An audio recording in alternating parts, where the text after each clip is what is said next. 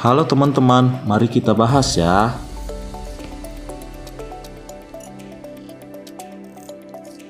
Apa sih transfer elektron? Adalah suatu proses produksi ATP dari NADH dan FADH2 yang dihasilkan dalam glikolisis, dekarbolisis oksidatif, dan siklus Krebs. Dia terbagi menjadi 3 ya teman-teman.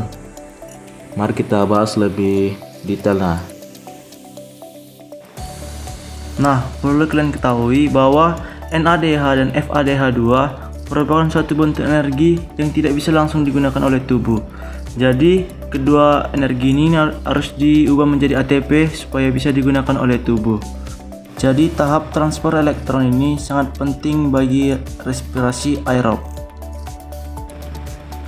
Jadi, rantai terjadinya transfer elektron itu adalah di mitokondria, tepatnya di membrannya atau di krista. Bisa dilihat ya di besar gambar seperti ini.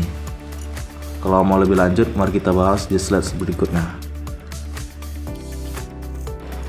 Bagian dalam membran mitokondria yang pertama adalah fosfolipid layer, kompleks protein pertama, ubicunion, kompleks protein 3, sitokom C, kompleks protein 4, dan ATP sintase, lalu protein kedua ada di bawah.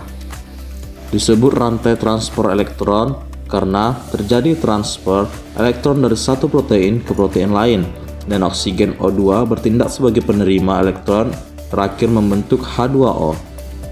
Nah, H2O ini akan dikeluarkan melalui sel. Nah, proses perubahan NADH dan FADH2 menjadi ATP ini terjadi sedikit perbedaan. Mari kita bahas.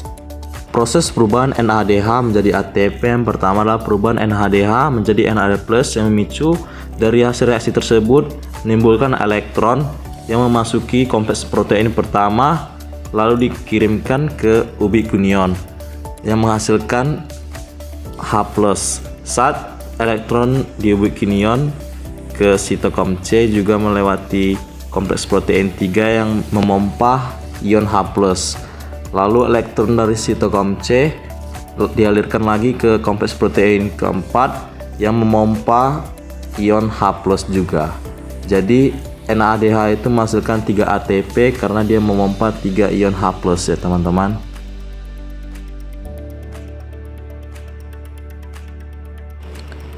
Nah, sekarang perubahan FADH2 menjadi ATP.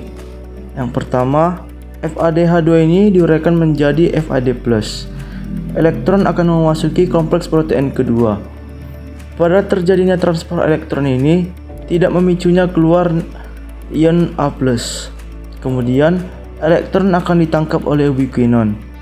Kemudian elektron akan dikirim ke sitokom C. Pada saat elektron melewati kompleks protein ketiga akan mengeluarkan satu ion A+.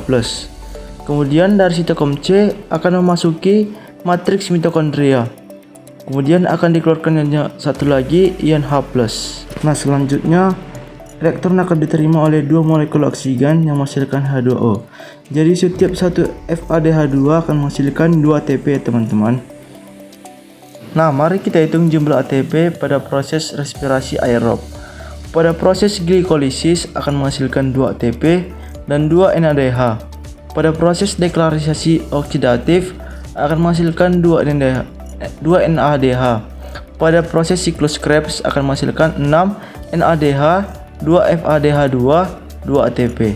Nah, cara menghitungnya itu pada 1 ATP kita kali 1, pada 1 NADH kita kali 3, pada 2 FADH2 kita kali 2.